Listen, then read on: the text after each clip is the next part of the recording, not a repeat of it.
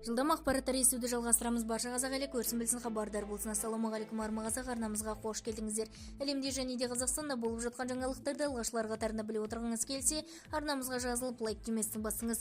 Қазақстанда төлқұжат алу ережелері өзгереді. Қазақстан азаматтығын алу немесе қалпына келтіру үшін емтихан тапсыруға қойылатын талаптар қайта қаралады. Ғылым және де жоғарғы білім министрі білімді бағалау жүйесін өзгертетін жаңа бұйрыққа қол қойды деп хабарлайды Mastoget.kz тілшісі. Енді тесттен сәтті өту үшін жинақ қажет ұпай саны: мемлекеттік тіл бойынша 15 балл, Конституция бойынша 20 балл, Қазақстан тарихы бойынша 15 балл. Бұл не үшін жасалады? Осылайша басымдық тілден Конституция бойынша білімін тексеруге ауысты. Емтихан міндетті күйінде қалады, бірақ талаптар анағұрлым теңгерімде болады.